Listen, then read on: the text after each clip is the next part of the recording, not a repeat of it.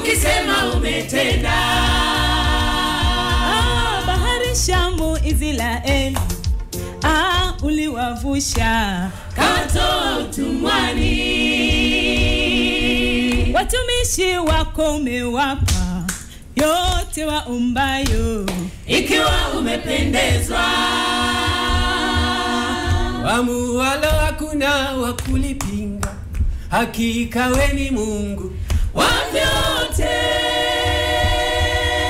Unatawala dunia na vilivyomo, makuu umeyatenda Jehova. Hakika tumeuona mkono wako Bwana, matendo yako Bwana ni makuu mno. Umetutoa mbali kweli, ukatushika mkono Mungu, mahali uliona pekee. Chini hata juu watu unawainua Mungu, sifa na utukufu ni zako milele. Hatari. Hapo kweli upako nimepata. Hapo kweli upako nimepata. 2:22 Kasri la Kikeke liko hewani, na hii ni sehemu yetu pendwa kabisa ya Buruda Barida, lakini leo ni la moto. Karibuni sana, manake ndani kuna upako. Asante sana. Tuiza naona sifa. Anachombezea. Bwana kabisa, ndani ya jumba, ndani ya nyumbani ni Zabron Singers. Karibuni sana, mmekuja kipindi kizuri kabisa cha mfungo wa Kwaresma, sio? Ndio. Mambo yanakwendaje? Salama. Mbona kinyonge? Salama. Ingekuwa Waislamu tungeuliza saumu kali. Nguvu yao walivyokuwa wanaimba ilikuwa juu, lakini kuuliza mambo yanakwendaje? Basi hizo tutumesha iftari. Kama kufungulia kwa Kwaresma pia tayari. Shida ni nini? Na Wakristo unajua sisi tunawahi 12 kabla ya Waislamu, sio? Sasa nimeshangaa mbona sauti sio vile. Karibuni sana. Mimi napenda sana wimbo wa mkono wa Bwana. Ndio. Na nadhani watu wengi sana wanaupenda. Mimi pia. Sio peke yako. Kabisa. Yaani huu wimbo wa mkono wa Bwana hauchagui, haubagui. Ukimwangalia Samira, yeye ni ustadhat kabisa. Lakini huo wimbo unambariki. Na ninawimba. Unamweka uweponi. Hebu niambieni, ni wimbo gani ambao umewatambulisha sana kwa watu? Huenda sisi tunapenda mkono wa Bwana, kumbe kuna wimbo mwingine peke yake. Of course, nyimbo ambayo Zabron Singers imekuwa ni kama chanzo cha kututambulisha duniani, sio nchini, duniani, ni mkono wa Bwana. Kumbe tuko kwenye line. Tuko sawa kabisa. Mlitegemea itakuwa hivyo? Hapana, hatukutegemea kabisa. Kiukweli ni mipango tu ya Mungu, na kwa sababu mkono wa Bwana ni nyimbo ya siku nyingi kiasi, na moja kati ya maajabu yanapatikana sana kwenye hii nyimbo ni kwamba huwa inakuwa ni mpya kila kunapokucha, kila mwaka unapokuja, nyimbo bado inaendelea kuonekana kuwa ina nguvu sana. Najua hamkutegemea, lakini wimbo ndo umebamba, umekamata kweli kweli. Nini mkifikiri, mnadhani ni kwa sababu ya mashairi ama kwa sababu ya mdundo uliopo unatupeleka sana? Hapana. Naomba niongee kama mwandishi wa wimbo. Ninachoamini kwenye ile nyimbo ni nyimbo fulani iliyoko na ujumbe unaoishi kila kunapokucha. Kwa sababu nature ya wimbo wa mkono wa Bwana ni wimbo wa shukrani. Ukiangalia katika maisha unaweza kupitia hiki na hiki ndani ya siku 2-3, lakini kuna namna Mungu lazima atakuvusha kutoka kwenye sehemu moja kwenda nyingine. Huenda tunatofautiana levels za kuvushwa na Mungu, kwamba kila mtu anavushwa na Mungu kwa kiwango chake. Kuna mwingine anatolewa kwenye utajiri wa kiwango hiki, anawekwa kwenye utajiri mkubwa kiwango kingine, lakini kuna mwingine tu hata hakuweza kupata mkate kwa siku, lakini ameenda kwenye hatua nyingine ya kupokea kitu kingine. Kwa hiyo ukiangalia nyimbo ya mkono wa Bwana ni nyimbo ya shukrani. Unamwambia Mungu ni wapi amekutoa, amekuweka kwenye kitu fulani ambacho sasa na wewe unaona at least nimepumzishwa. Kwa hiyo nyimbo ya wewe, kuna mtu aliandika? Anasema aliandika yeye peke yako. Ndio. Uliwaza nini wakati unaandika? Mkono wa Bwana, Zabron Singers ni kikundi cha familia. Na mimi nilikuwa ni moja kati ya watu, nilikuwa napenda sana kujihusisha na mambo ya uimbaji tangu nikiwa mdogo. Of course mimi na dada yangu tulikuwa ni watu wa kwanza kushiriki kwenye mambo ya uimbaji tukiwa, mimi nilikuwa bado niko shule ya msingi, tulikuwa tunaimba kwenye kwaya ya kanisa. Unaona sasa. Kwa hiyo wakati tunaanzisha tunaanzisha kikundi cha Zablon Singers, mimi bado nilikuwa na ndoto ya kuwa mwimbaji mkubwa, au kikundi cha Zablon Singers pia nilikuwa nakiwazia kuwa na nafasi kubwa ya uimbaji, yani tuwe na nafasi kubwa ya kuhudumu ndani ya nchi na nje ya nchi. Sasa wakati tunatoa albamu yetu ya kwanza, tulipitia mahangaiko ya kutosha. Namna ambavyo kikundi kilianzishwa, tulianza kwa kuchanga, kufanyeje, kuwachangisha watu. At the end of the day tukapata nafasi ya kwenda kurekodi albamu ya kwanza, lakini haikufanya vizuri. Sasa tulipokwenda kufanya albamu ya pili, ilikuwa inaitwa Nawakumbuka. Kwa sababu ile ya kwanza haikufanya vizuri, basi hiyo ya pili tukaiweka kama ni albamu yetu ya kwanza. Ndio ikawa ni nafasi yetu ya kwanza kuonekana kwenye media, lakini pia kuona nyimbo zetu zinasambazwa sehemu tofauti. Kwa hiyo baada ya kuona hicho kitu, mimi niliona kama vile kuna namna ambavyo sisi kama Zablon Singers Mungu ametutoa kwenye sehemu ambayo hatukufikiria tunaweza tukawepo, lakini leo hii watu wanaweza wakaangalia nyimbo zetu kwenye TV, watu wanaweza wakasikiliza nyimbo zetu kwenye nyumba zao, wana DVDs, wana cassettes. Kwa hiyo mimi nilikuwa nafanya kama vile kushukuru ili safari yetu ya Zablon Singers mahali ambapo Mungu ametuweka. Niliona version ya Wachina. Ile ni AI ama ni kweli? Dunia imebadilika sasa. No, ile ni kweli. Mlijisikiaje? Labda na wengine waseme maana sasa. Nilikuwa naelekea kukuambia umeongea sana. Nilikuwa naongea kwa sababu nimehusika kwenye swali. Sasa hii ni swali ambalo linamhusu mtu yeyote. Waongee. Hii tulijisikia vizuri. Tuliona namna gani ambavyo ujumbe unafika mahali popote. Tuliona namna gani gospel tunaweza tukaichukulia wakati mwingine kawaida, lakini kuna namna ambavyo inasogea sana. Sisi tulihisi kubarikiwa.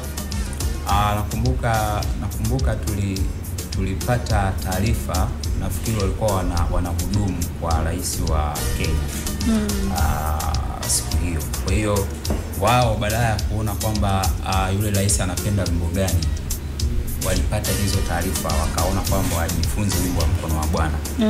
Kwa hiyo baada ya wao kufanya hivyo, sisi kwa kweli tulihisi kubarikiwa na hatuna maneno mengi juu ya hilo.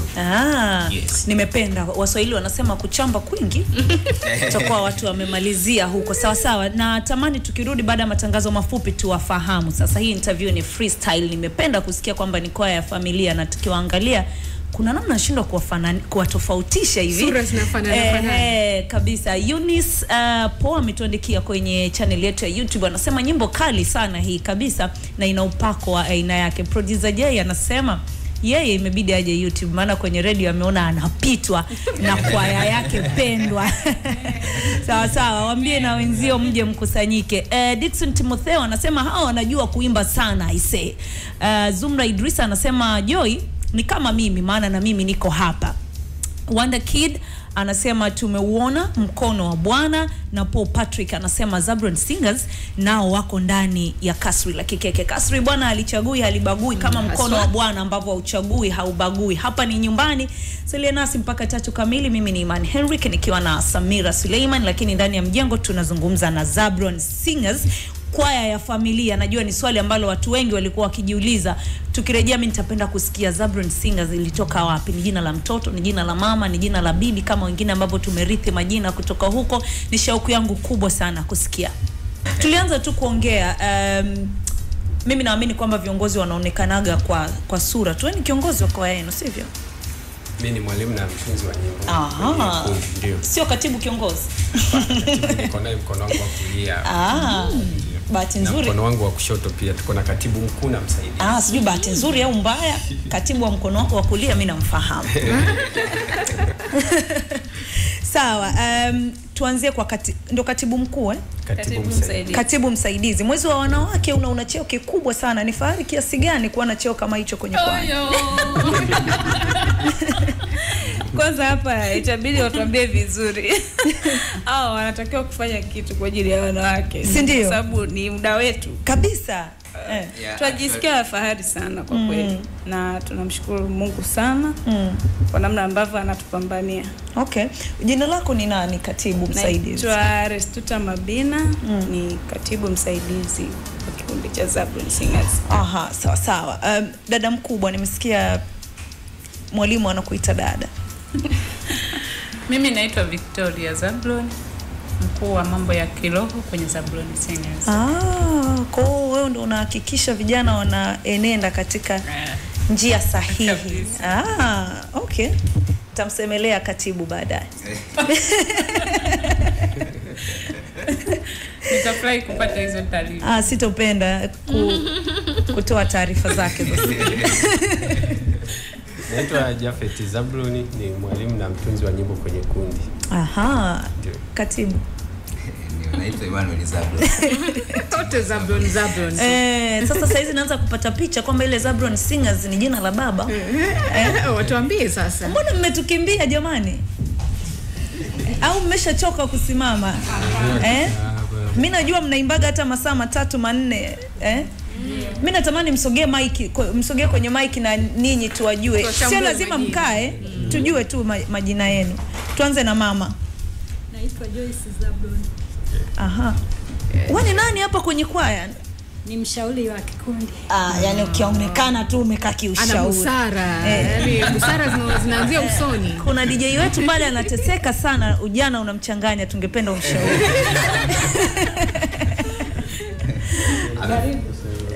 Anaitwa DJ Trazer, anahitaji ushauri wa hali na mali. Anakaribishwa. Asante sana. Huyu ni Gen Z kabisa. Kabisa. Au sura sio wa 2000. Mimi kwa majina naitwa Asha Mshadrak. Ni mwimbaji sauti ya tatu. Wewe haina Zablon mwisho. Sauti ya tatu hiyo. Lakini jina la tatu kwa sababu kwa mfano Emmanuel Zablon Filipo. Huyu ni Asham Shadrack Filipo. Ni Zablon na babake na huyu ni mtu na mdogo wake. Bwana wewe. Kweli familia. Nazidi kupata maswali lukuki. Mimi naitwa Naomi Bukuru. Mkuu wa mavazi. Mkuu wa mavazi. Unamwona alivyovaa? Kila kitu kwa dress code hiyo. Mpaka nimeona haya. Umeona? Kabla hatujaendelea, huyu Bukuru mama yetu sisi na babake huyu ni mtu na mdogo wake, yani mtu na sister yake.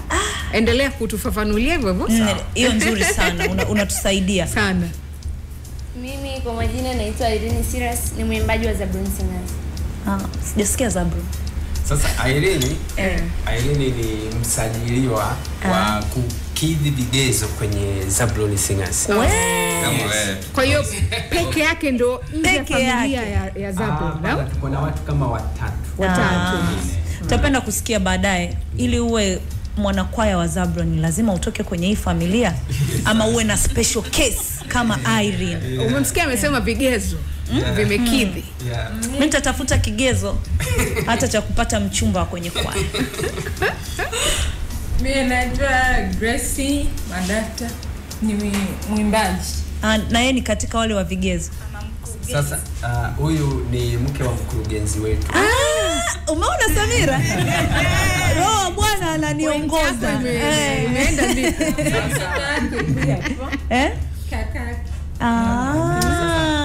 Kaka mkubwa anaitwa ambaye ndio mkurugenzi wa Zablon Singers anaitwa Samuel Bukuru, ambaye sasa ni kakake na huyu Naomi. Maana sasa ndio hao akina Bukuru ni sisi wa Zablon tunaita ni watoto wa mjomba.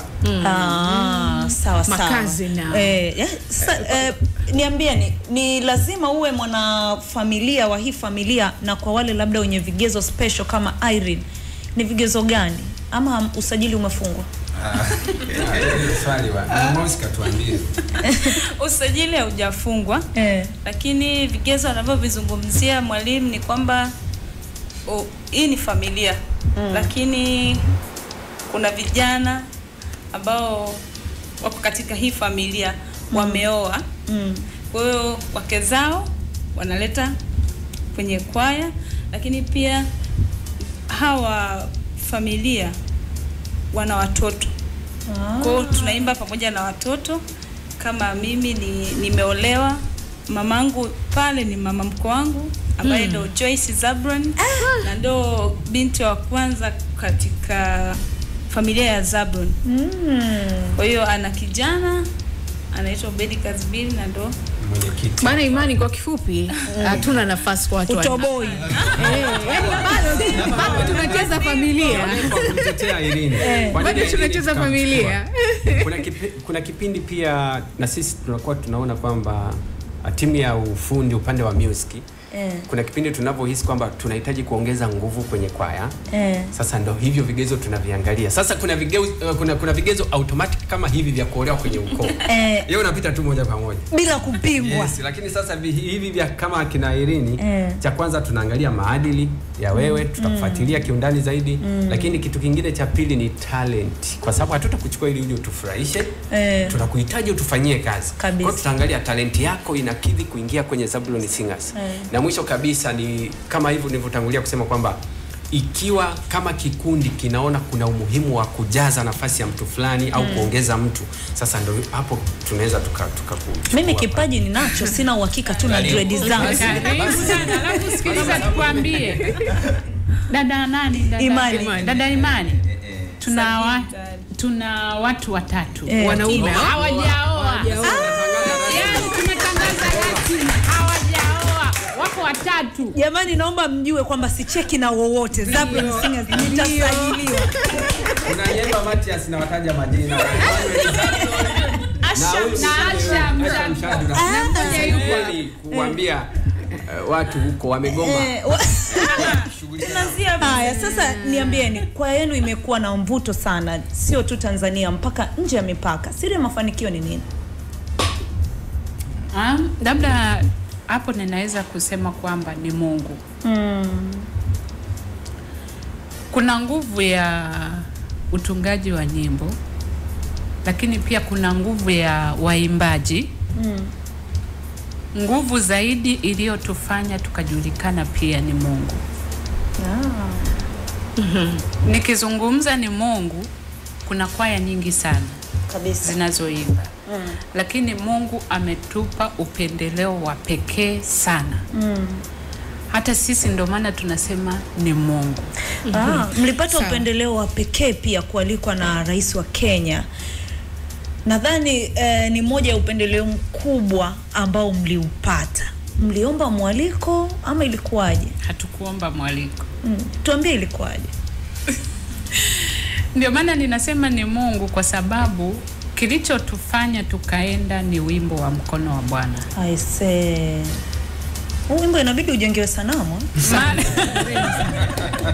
Unajua ni kwa nini? Ni wimbo uliobeba maisha ya kila mwanadamu kabisa. Lakini pia mtu anapovuka kutoka kwenye sehemu aliyokuwa anaingia kwenye sehemu nyingine, ni lazima huwa tunaenda msikitini kumwambia Mungu asante. Mtu anaenda kanisani kumwambia Mungu asante. Haitoshi, hata ukiwa nyumbani unamwambia Mungu asante kwa kila alichokutendea. Aidha ulikuwa unaumwa, umefaulu kwenye masomo yako, umepata kazi. Yaani umegusa maisha ya kila mwanadamu. Na ndio maana wimbo umekuwa ni mkubwa sana. Na sisi tunamshukuru Mungu sana.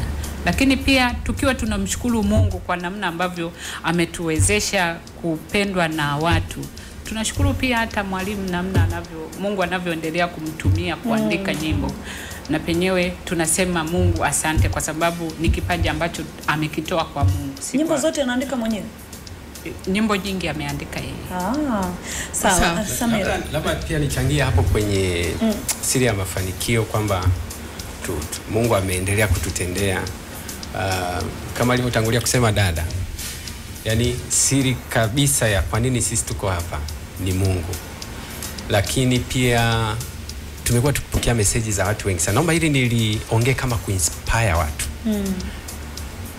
Tumekuwa tukipokea message za watu wengi sana, wanasema natamani kuwa kama Zablon Singers, natamani kuimba kwenye Zablon Singers, natamani kuwa kama Victoria, natamani kuwa kama wewe Jafet. Kuna kipindi huenda mtu anatamani kuwa kama mtu fulani, lakini Mungu tayari alishamfanya kama huyo mtu anayemtamani kuishi kama yeye au kuwa kama yeye, ila isipokuwa pia hajaweka juhudi na kulifanya swala lake kuwa serious. Naweza nikasema sisi tuko hapa, lakini ukiangalia Zablon Singers ni watu wawili tunaishi Dar es Salaam. Mimi pamoja na mdogo wangu Emmanuel.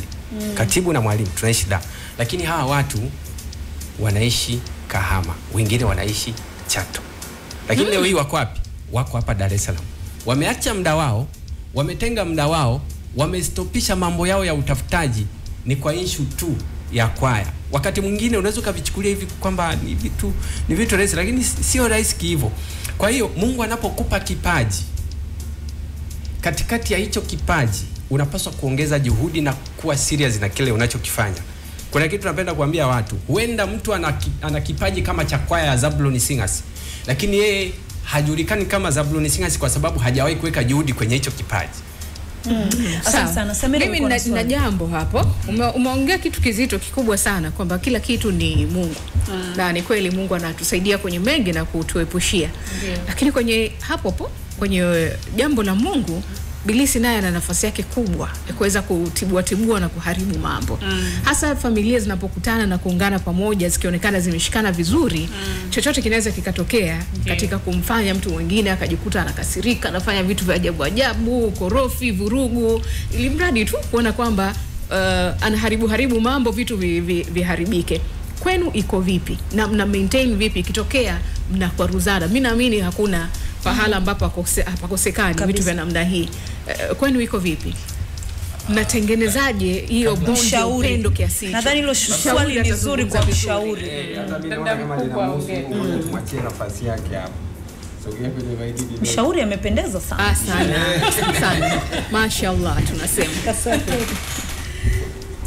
Mimi mawazo yangu kwanza ni mkubwa mheshimu mdogo. Kwanza kwenu hiyo inatokea migongano au hamna? Tuanze hapo. Mkubwa amheshimu mdogo na mdogo amheshimu mkubwa. Kwa mfano mimi wote ni wadogo kwangu. Lakini linapofika swala la mwalimu, mimi ninakuwa niko mdogo kwake. Yeye anakuwa mkubwa. Situmii tena cheo changu cha ukubwa, natumia cheo cha kwake kama mwalimu, na ninamchukulia ni mtu mkubwa zaidi yangu tena kwa kipaji chake. Mimi naona ni heshima tu kuchukuliana kwamba mkishirikiana kwa umoja mambo yanaenda. Ila ukiona kwamba huyu ni mdogo hawezi akaniendesha, hamwezi kufika. Kwa hiyo ndio principle yenu, mkubwa wa mheshimu mdogo. Nimependa sana. Hii segment yetu inaitwa Buruda. Mmetuimbia wimbo mmoja tu. Mimi ningependa kusikia wimbo mwingine. Lakini George Kinabo anasema ametoka kucheki wimbo wa Mkono wa Bwana YouTube na ameudownload, ni bonge moja la ngoma. Maokoto yameongezeka, tutatuma sadaka. James Mlonga anasema Zablon wanatisha sana, hakika wanajua kuimba, Mungu awabariki sana. Medad Kazebwe anasema yeye anamkubali sana Jafet Zablon. Mr. Derek Elvis Peter anasema waimbaji wetu mnafanya kazi nzuri sana, Mungu awape baraka na mafanikio kwenye uimbaji wenu. Producer Joy anasema anawaza kama mimi, anasema Daimani tunaomba wapige wimbo wa Sweetie please, una vibe sana maana naona ndoa yangu inanukia. Naomba kwenye listi yenu mwanze kunoa makoo. Na mimi nina request yangu. Paul Patrick anasema salimia watu kutoka kwa kaka mkubwa Jafet Zablon, anaipenda sana na anaisikiliza Mkono wa Bwana kutoka Zablon Singers na anaipenda sana. Kiufupi nyimbo zenu nzuri na zina ujumbe. Paul Patrick anasema familia Zablon Singers mna upendo na mnapendana sana. Mungu awaongoze katika maisha yenu na kazi yenu. Norbert Sylvester anasema Crown mpeni kiti huyo mama, mnavunja tamaduni zetu. Mama unataka kukaa? Mimi najua kwa umri wake anatakiwa kufanya mazoezi, sio? Kwa ombi la inabidi tumpatie. Lakini mwenyewe amesema hataki kiti. Hataki kiti. Lakini tuna coach pia pale. Amesema kihehe kwamba if you insist. Sawa. Isa Kombo anasema Mkono wake Bwana is the best, ni ringtone yangu ya alfajiri kuamka kwenda kazini. Sawa, najua mtatuimbia hiyo sweetie baadaye tutamalizana nayo, lakini mlipoteza mwimbaji mwenzenu. Poleni sana, najua ilikuwa ni uchungu. Na mlitoa wimbo mzuri sana kwa ajili ya msiba, hili limeniumiza sana. Lakini sasa hivi tena umegeuka kama mkono wa Bwana, naona unavyoenda. Kwa sababu kila mtu saizi akipata uchungu ni hili limeniumiza sana. Mlitarajia? Hapana kabisa. Hapana. Na saizi mnajisikiaje kuona kwamba labda nyinyi mlitoa tu kwamba mnamsindikiza mwanafamilia mwenzenu, lakini sasa umekuwa ni wimbo ambao unaponya watu, sivyo? Yani kweli. Kuhusu hii nyimbo ya imeniuma sana, ili limeniumiza sana, tulitoa tu kwa sababu ya tribute kwa ndugu yetu, lakini hatukutarajia kama itakuja kuwa ni nyimbo kubwa na inatumiwa na watu na inawabariki watu kwenye misiba. Viongozi wa serikali, wasanii tunaona wanaiposti. Kikweli binafsi mimi naona kwetu pia inageuka kuwa kama faraja, kwa sababu lengo la wimbo ilikuwa ni kuwafikishia watu ujumbe, sisi wenyewe ujumbe wa kuwasilisha hisia za mwanadamu yeyote anavyoweza kujisikia swala kama hilo likitokea. Ndio. Sawa, naomba msiwimbe wimbo, naona studio imeshakuwa ya baridi. Yeah. Safari Bliss Travel anasema I'm a fan from Kenya and I love them sana. Thank you so much. Delphinus Tibahingo anasema kumbe online kuna noga hivyo, umechelewa sana. Umechelewa sana kujua. Naombeni tuifanye ile request ya producer Joy ya Sweet. Tumebakiwa na dakika 6 hivi. Kabla tujaenda hapo, nafikiri tumeacha kitu cha msingi kabisa kwamba kwa nini tuko yani wote wamekuja hapa. Tuna tamasha ambayo itakuwa linaambatana na changizo kwa ajili ya kituo ambacho tunataka kukifungua kule Kahama. Kituo cha huduma za jamii. Tuko hapa na tarehe 13 mwezi wa 4 tutakuwa Mlimani City kwa ajili ya hilo tamasha. Tutakuwa tuna waheshimiwa, mgeni rasmi ni mkuu wa nchi Mama Samia ambaye atawakilishwa na Mheshimiwa Kabudi. Kwa hiyo tunawakaribisha na tunawasihi wa Tanzania waje tujumuike pamoja katika hiyo shughuli ambayo ni ya muhimu sana kwetu, lakini pia kwa ajili ya Watanzania wote. Tuna imani kwamba ukija hapo hautatoka kama ulivyo. Kuna kiingilio? Yes, kuna viingilio. Kuna viingilio vinaanzia 20,000 na kuendelea. Mpaka shilingi ngapi? Mpaka 2,000,000 kwa meza ya watu 6. Kwa hiyo 20,000, baada ya 20,000 kuna 200,000 VIP na kuna 300,000 pia VIP na kuna 500,000 meza ya watu wawili, kuna meza ya watu 4 1,000,000 na 2,000,000 watu 6. Yes. Vizuri. Kwa nini umeamua kuja na endelea? Yes. Langu ilikuwa kidogo la kuelekea sasa hapa tulipo na tunapokwenda. Tunaona vitu vingi vizuri vimekuja, vingine havikutarajiwa lakini vimekuwa vikubwa zaidi. Kwa hatua hii ambayo tumefika, tutarajie yapi makubwa zaidi kwa Zablon Singers? Yapi makubwa kwa Zablon Singers? Tunategemea kuendelea kuwafikia watu wengi. Lakini kuna namna ambavyo sisi tukikaa tunaona kwamba of course wa Tanzania wametusikia. Vipi watu wengine zaidi? Yani kuna namna ambavyo tunahisi kwamba hata Nigeria wanahitaji. Tunafahamika. Sehemu zingine zote.